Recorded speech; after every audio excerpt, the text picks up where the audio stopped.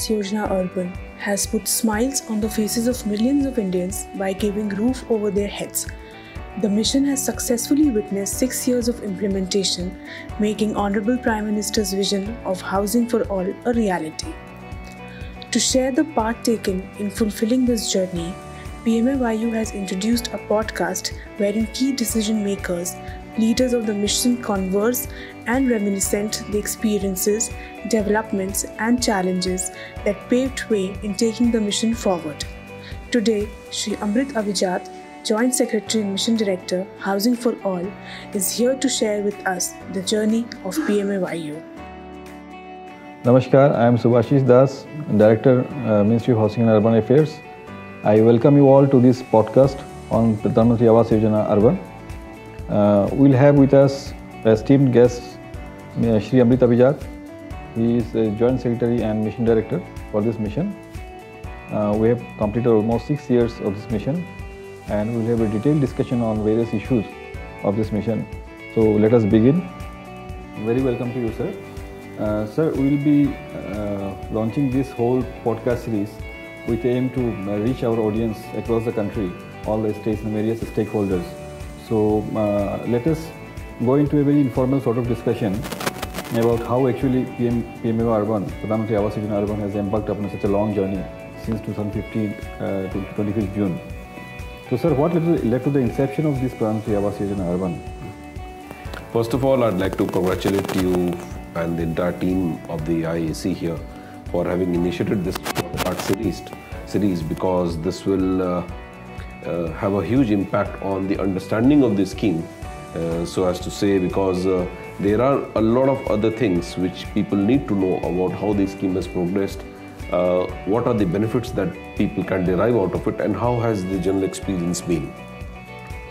To come to the question directly, the inception of PMAYU Urban lies originally in the vision of the Honorable Prime Minister, having told this from the ramparts of the Red Fort, that there will come a day in the year 2022 when India celebrates its 75th year of independence, that there shall not be an Indian household which do not have a roof over their heads.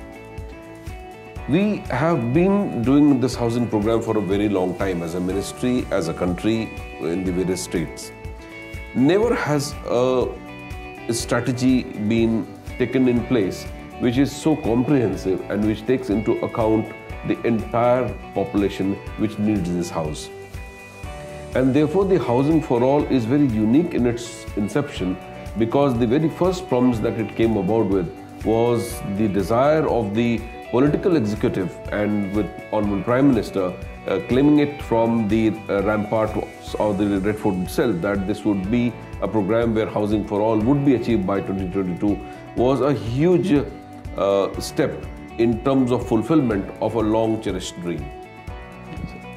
Sir, how we have seen so many housing schemes on earlier occasions also. How do you think it's different? This is Pradhan Mantri Awas Yojana Urban is different from earlier housing schemes of this country. I'm glad you are asking this, because as I told you earlier that there were schemes earlier also which were being run, namely the Jawaharlal Nehru scheme, which brought in a huge change in the way the urban ministries urban programs were being funded. But still housing remained to be incremental in nature in terms of the width and the the number of people it could really bring into its fold. The Pradhan Mantri Awas Yojana essentially emerges out from the experiences of the earlier schemes. The scheme had inbuilt facilities of a cooperative federalism being inbuilt into the scheme, which really meant that for each and every program and project appraisal, states wouldn't have to really come up right up till the central government to get project-wise approvals done. That is one thing. A very important thing was that we did not make do's and don'ts regarding the program. It was demand-driven. It was not supply-driven, but it was demand-driven primarily, in the sense that people could really demand the houses based on their income, based on their preferences. Another important thing, as I'm talking about preferences, was that the cafeteria approach was followed in terms of the kind of house one needed. Suppose you are in a city and you have enough money to fund it through the banking structure also, you would normally take up a CLSS house where the interest subvention would take place.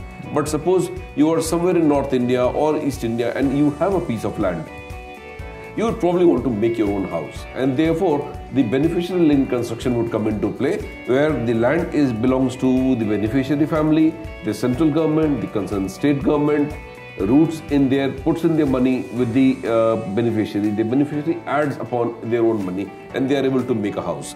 Suppose there is a place where there isn't enough land with the beneficiary and yet he's shifted but is not willing to go for the credit linked subvention because that's a very long time frame. They go for the affordable housing in partnership, where the state housing boards, corporations, development authorities, or perhaps even the private parties, which has been a huge hit, they can host projects where these beneficiaries can be absorbed.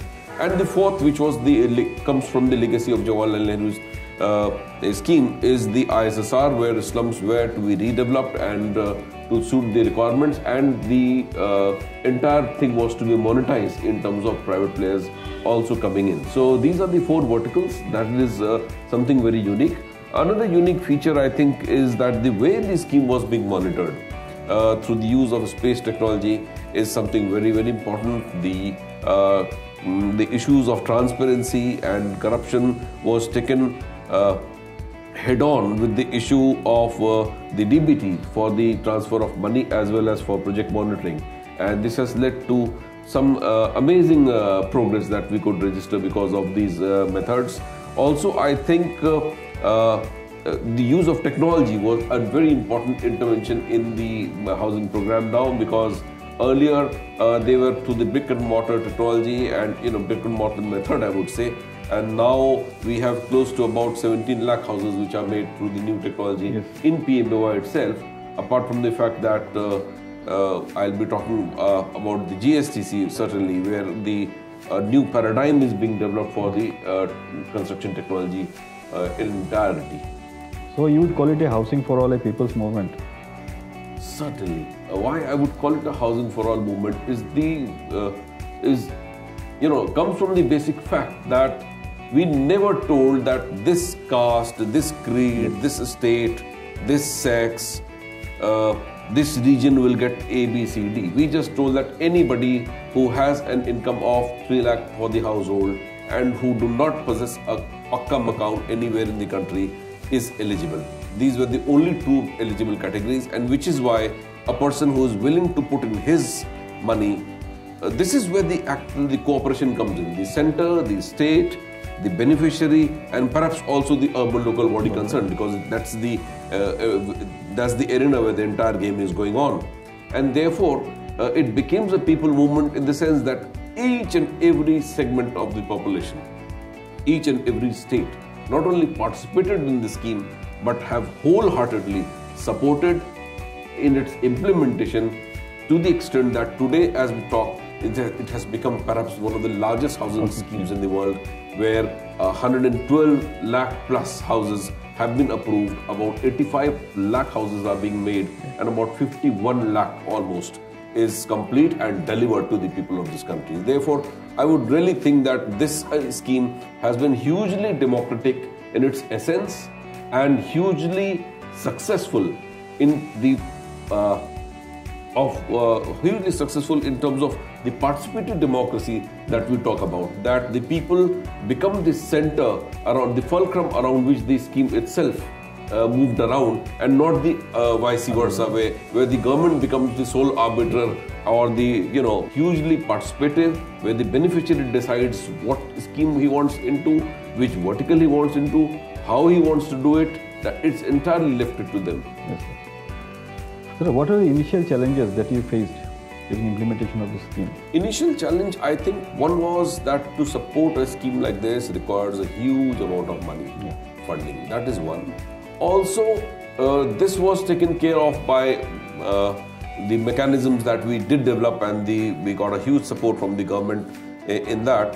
But I think that the initial challenges were in bringing all the states on one table, all the states to arrange for those kind of land, all the states to come around to understand this scheme in the sense of participation of the state governments in terms of provisions for funding in terms of provision for officials which would be required, for the manpower, because PMAY perceived that a scheme of this size would require a capacity building issue or would be there, where also certain people would be deployed as PMU.